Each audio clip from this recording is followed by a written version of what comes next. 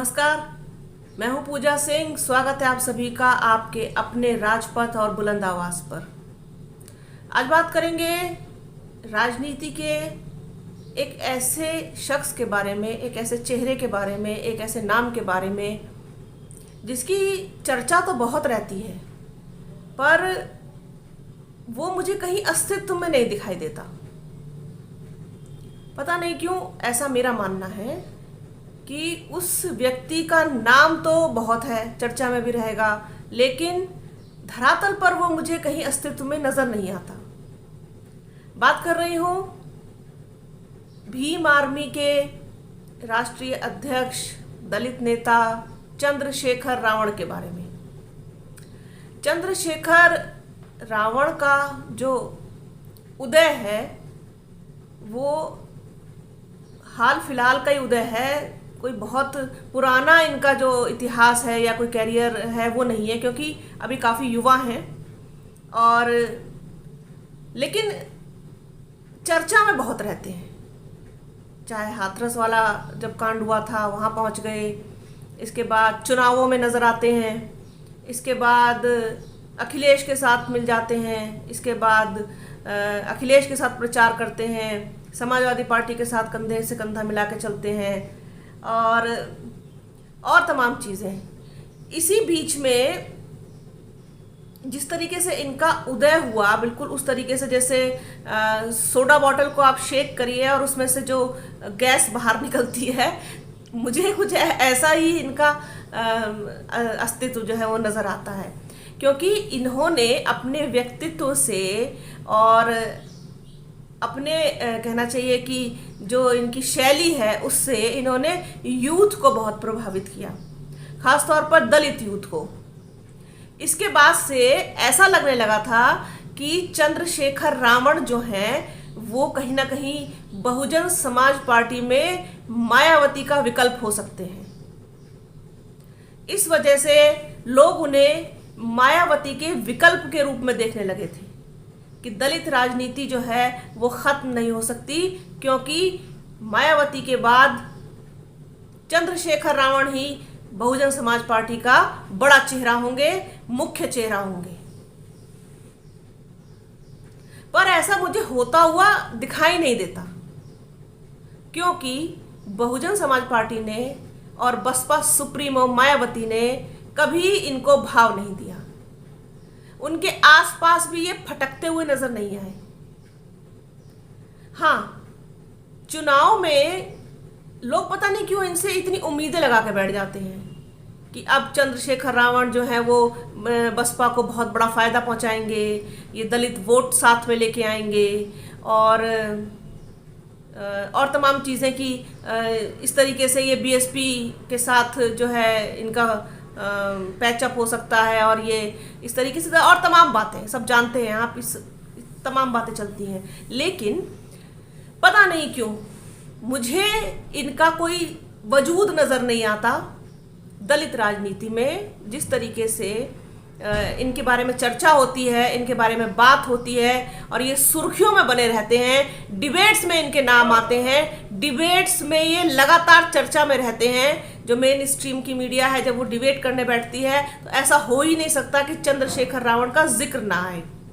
लेकिन पता नहीं क्यों मुझे ये मतलब ठोस अस्तित्व की बजाय ये मुझे भ्रम जाल सा लगते हैं, माया जाल की तरह से लगते हैं कि आए और गायब हो गए, आए और गायब हो गए। और ये तभी निकलते हैं जब इलेक्शन आता है। आपने देखा होगा जब 2022 का विधानसभा चुनाव था तब भी बड़ा जोर शोर था कि चंद्रशेखर रावण ये वो और ऐसा कर देंगे और वैसा कर देंगे और तमाम चीज़ें कि बीएसपी को बड़ा फ़ायदा इनसे पहुंचेगा। कोई फ़ायदा वायदा इनसे नहीं पहुंचता है, उल्टा नुकसान करते हैं ये। अगर इनको कोई फ़ायदा ये पहुंचाते होते, इनसे फ़ायदा पहुंचता होता बीएसपी को, तो कब का बसपा सुप्रीमो इनको खुद बुला करके इसमें शामिल करा के और कोई ना कोई पद इनको दे देती। ये फिर मुख्य चेहरा होते, मुख्य आकर्षण होते बहुजन समाज पार्टी का। अब चूंकि ये दलित समाज से आते हैं, दलित आइकॉन बनना चाहते हैं और सबसे ज़्यादा प्रभाव जो ये छोड़ते हैं या जिनसे इनसे जो लोग प्रभावित होते हैं उसमें सबसे ज़्यादा यूथ है। अब एक चीज़ बताइए, क्या बसपा का कार्यकर्ता होने के लिए, बसपा से जुड़ने के लिए, क्या बसपा की नीतियों को फॉलो करने के लिए या बसपा के सिद्धांतों पर चलने के लिए क्या सिर्फ नीला गमछा गले में डाल लेना काफ़ी है? आप बताइएगा, इस चीज़ का जवाब आप दीजिएगा। क्या नीला गमछा काफ़ी है कि चंद्रशेखर रावण के गले में नीला गमछा है और वो भीम आर्मी के अध्यक्ष हैं, तो इतना काफ़ी है? मुझे नहीं लगता कि ये योग्यता काफ़ी है बसपा के आसपास भी आने के लिए। जितनी मुझे समझ है, जितनी मुझे नॉलेज है, जितना भी मैंने चीज़ों को देखा है, जितना भी चीज़ों को जाना समझा है, एनालिसिस किया है, मुझे ये राजनीति में फिलहाल जो आप ही सोचिए कि इनका इतना असर भी नहीं रहा कि जिस तरीके से ये सहारनपुर गए, जिस तरीके से अखिलेश यादव इनको लिए लिए घूमे जगह जगह पर, कि ये कितना भी फायदा, ये किस तरीके का फायदा ये उनको पहुंचा पाए, सिवाय दलित वोटों में सेंध लगाने के ये और कोई काम नहीं करते हैं। क्योंकि दलितों में जाटव बिरादरी से आते हैं और जाटव बिरादरी का 15% से ज़्यादा वोट है बीएसपी में। इसके बाद जो कुल 23% से ज़्यादा वोट है वो दूसरी बिरादरियां इसमें शामिल हैं, तब वो इतना बनता है। तो ये इस बात का दावा करते हैं कि ये जाटवों के ये नेता हैं या जाटवों के जो है ये कहना चाहिए कि उनको अपनी राह पर लेकर चलने वाले नेता बन सकते हैं। ये मुझे नहीं लगता, क्योंकि ये सिर्फ और सिर्फ भ्रमित करने वाले लोग हैं, लोगों को उनके मार्ग से, उनकी दिशा से भटकाने वाले लोग हैं, और ये बड़ा नुकसान पहुंचाते हैं हर बार बहुजन समाज पार्टी को, ऐसा मुझे लगता है। बाकी सच्चाई क्या है या क्या है वो सब जानते हैं इस चीज़ को, लेकिन मुझे नहीं लगता कि इनका कोई फायदा बीएसपी को होता है या दलित वोट बैंक को होता है, या दलित वोट बैंक को ये कहीं और जाने से रोक पाते हो या रोक सकते, क्योंकि वो उसकी तो ज़रूरत ही नहीं है। दलित वोट बैंक जो है वो बीएसपी का कोर वोट बैंक है और वो हमेशा से बीएसपी के साथ था और हमेशा रहेगा। तो इस बात का अंदाज़ा इस बात से लग जाता है कि अगर वास्तव में चंद्रशेखर रावण का कोई वजूद होता और तो बसपा सुप्रीमो मायावती फिर इतनी देर ना लगाती, और कोई खतरा वतरा ऐसा मुझे महसूस नहीं होता, क्योंकि मायावती का कद इस देश की राजनीति में बहुत ऊंचा है, बहुत बड़ा है, और चंद्रशेखर रावण जैसे लोग उनके कद के आसपास भी मुझे नज़र नहीं आते। हो सकता है कि बहुत सारे दर्शक जो हैं हमारे राजपथ के वो कहीं ना कहीं चंद्रशेखर रावण को फॉलो करने वाले हों और मेरी इस बात से सहमति ना रखते हों, लेकिन हाँ, आप राजनीति करने के लिए उतरे हैं, राजनीति मैदान में हैं, चुनाव लड़ चुके हैं और तमाम चुनाव पार्टियों में और चुनाव प्रचार में आप उनको देख सकते हैं, नज़र आते हैं। एक बड़ा चेहरा है, गूगल पर सर्च करिए तो पूरा विकिपीडिया है उनका, जो भी है, और कहीं ना कहीं यूथ में भी एक जगह रखते हैं वो। लेकिन कोई ये कहे कि जब चुनाव आते हैं तब इनका नाम जिस तरीके से चर्चा में आता है कि ये क्या दलित वोट बैंक को कोई फ़ायदा पहुंचा सकते हैं या बहुजन समाज पार्टी को फ़ायदा पहुंचा सकते हैं, तो ऐसा मुझे होता हुआ कहीं भी नज़र नहीं आ रहा है। मायावती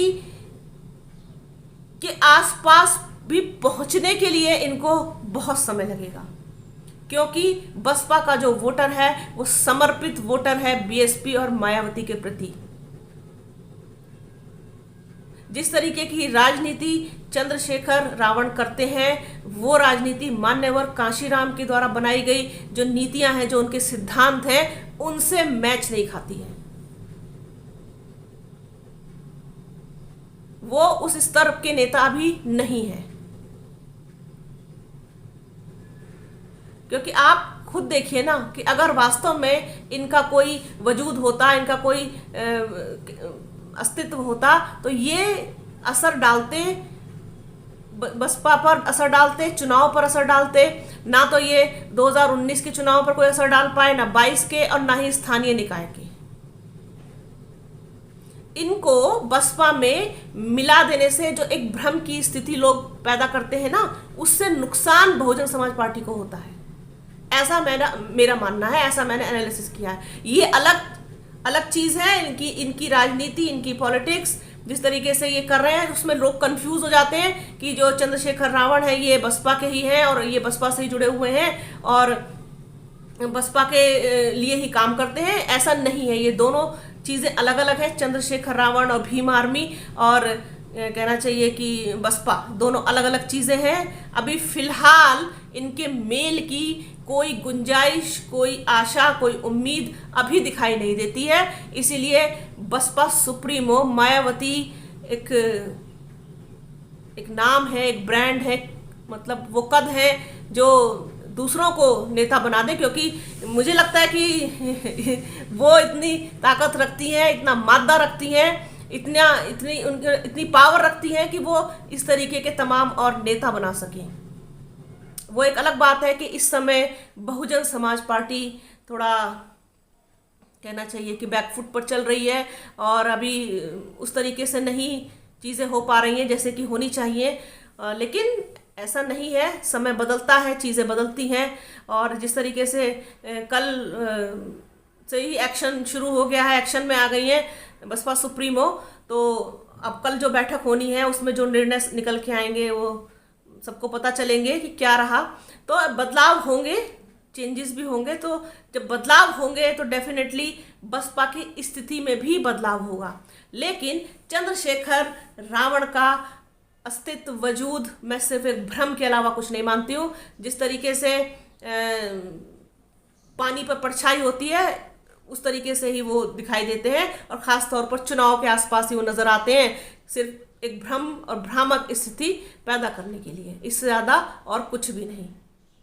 इसी तरीके की और तमाम बातें, तमाम वीडियो, तमाम चर्चाएं आपके सामने लाती रहूँगी, साझा करती रहूँगी आपके साथ। आप बने रहिए हमारे चैनल राजपथ और बुलंद आवाज़ के साथ। हमारे चैनल को लाइक कीजिए, शेयर कीजिए, सब्सक्राइब कीजिए, बेल आइकन भी ज़रूर दबाइएगा। अपना और अपनों का बहुत ख्याल रखिए। जल्द मिलूंगी आपसे एक नई चर्चा में, एक नए मुद्दे के साथ। तब तक के लिए जय हिंद।